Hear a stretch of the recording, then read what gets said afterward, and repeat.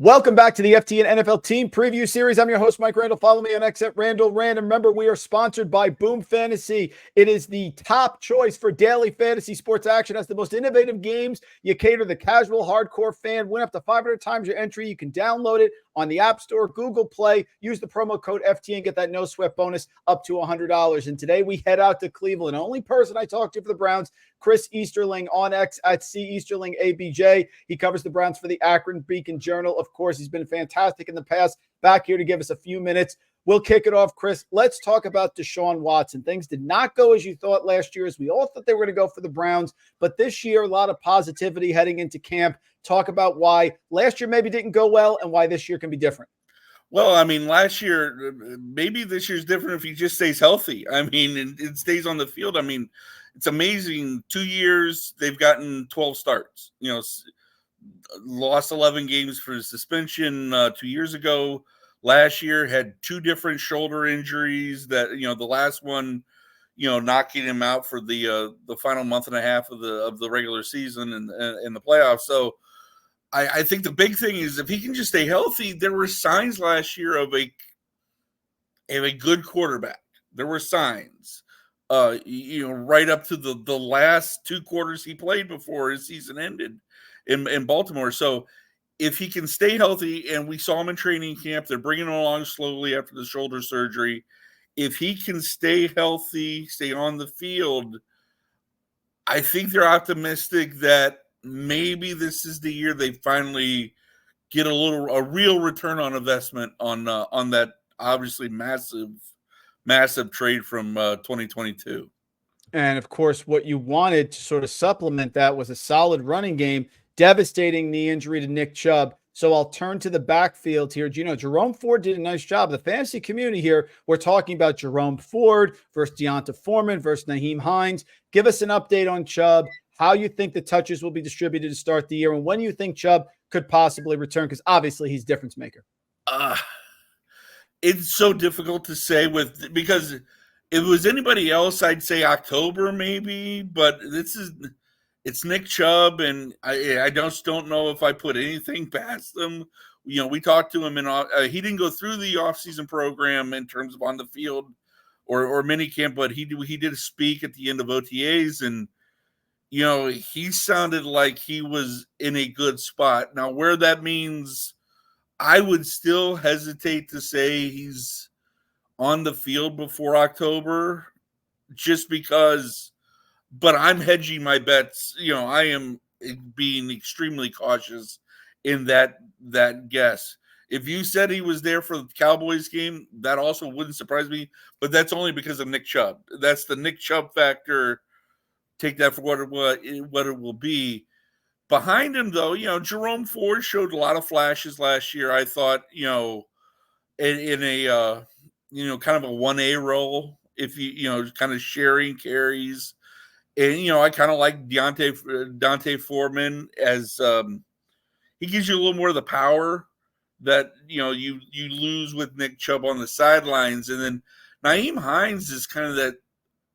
I think with Nyheim Hines, they get to do maybe a little bit with what they wanted to do with Elijah Moore last year, which is use him running the football, which is obviously Hines', you know, primary position, but also as a receiver, line him up in the slot, line him out wide, you know, get him the ball in the passing game. And I think Hines also, if you're looking for a guy who potentially, you know, with this new kickoff rule could be worth some big points, you know, as a return guy, he's obviously been one of the best in the league over the last few years. I think that's somebody that some place where Hines is going to benefit him also.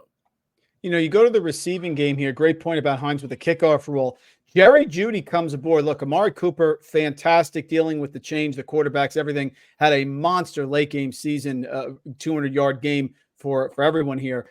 But David Njoku really stepped forward and did an outstanding job. Very comparable stats to like a Travis Kelce. Obviously, was in a better situation last year. I'm curious, how does Jeudy's presence adjust the opportunities for Cooper and Njoku? Does it just make rising, a rising tide lifts all boats, or do you think it cuts into one or the other? Because Cooper was great, always great, and Njoku really was on the precipice of a breakout season, despite, like I said, dealing with some changing quarterbacks. Well, I think what Jerry Jeudy's first off done is he's created an issue with the Amari Cooper even showing up for minicamp. Because it's not Jerry Jeudy's fault directly, but it's sort of an indirect. Jerry Jeudy gets acquired from the Broncos, and the Browns immediately sign him to a new extension. Whereas Cooper, I think he's 8th in the league the last 2 years in receiving yards. It's on the last year of his contract, has gotten nothing in terms of it. So I think that's sort of an indirect impact Jerry Jeudy has had right now. But if, assuming Cooper shows up, which I think he will, I think what Jeudy does is you hope he gives them a deep threat, a legitimate take the top off the defense, somebody that they can use, truly use on some of those, deeper routes. They've talked a lot in the offseason about Ken Dorsey's offense and the use of their terminology, choice routes, and a higher number of those. And it seems like Jeudy, at least right now, is the primary guy they think should benefit from those. But again, we'll see if. But I think it's still Cooper and Njoku. If I was kind of ranking where they are, I still think it's Cooper 1 and Njoku 2, which I think this may help a Jerry Jeudy get on track. Is he's not going to be the 1 or 2 option. He'll be the third option, I think, in this passing game because of them banking on Cooper and Njoku still being, top of the league, top half of the league, top third of the league, receiving targets, receiving, threats. So, and then below that, you get Elijah Moore at the fourth, it's kind of the fourth option. And then the trickle down could actually be beneficial for the Browns. But again, it's banking on a lot of people actually bucking some trends that, and some others kind of continuing what has for Njoku specifically, what hasn't necessarily been a career long trend. It's only been the last year and a half really where we've really seen this David Njoku, which is the David Njoku they've sort of hoped for since they took him in 2017. All operating behind one of the league's best offensive lines, of course. Chris, great stuff. Last question, we'll get you out of here. The defense. Browns defense was the best in the NFL for the overwhelming majority of the season. It looked like it got a little tired at the end of the year as a lot more pressure was put on the Browns to keep games close with the offense.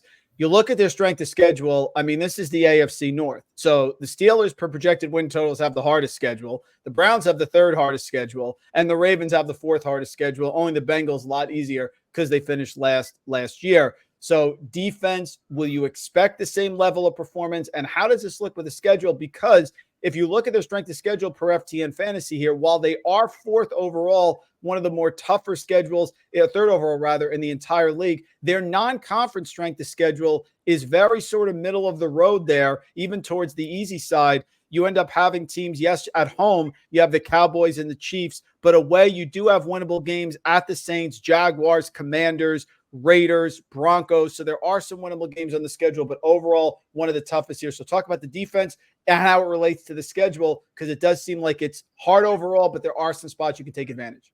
I think the defense has a chance to be just what it was last year. I think it has a chance to be one of the top 5 units in the league. I know Jim Schwartz and other, defensive players have talked this offseason about, Jim Schwartz likes to use a lot of baseball analogies. He talks about adding the changeup, and, in year 2, he's able to, to go with the fastball. They can now add a little changeup to it. And you look historically, his second year in Philly was the year they were one of the top defenses in the league, won the Super Bowl. So, that's something, so I think I like the personnel.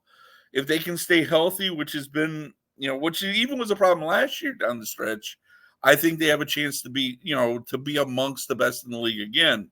Now with the schedule, I thought that, when you just looked at the opponents on paper before the schedule came out, I had the same kind of feeling. I'm like, this is, I mean, what a grind, what a gauntlet. And then you see how it plays out. And a lot of the tough game, I thought more of the tough games would be spread out. Yes. But the AFC North, they don't play the AFC North till the middle of October. You know, they don't go on the road in the AFC North until late November, December, I think. Mm-hmm. You know, when they go to, I think all their road AFC North teams are December or January. The Chiefs are in December. The Dolphins are in December. You know, I think it actually, the way it sets up actually gives this team some runway, because Dallas is going to come in with a new offensive line. Good luck. You got Myles Garrett, Zadarius Smith, Alvin Tomlinson for that new offensive line to deal with.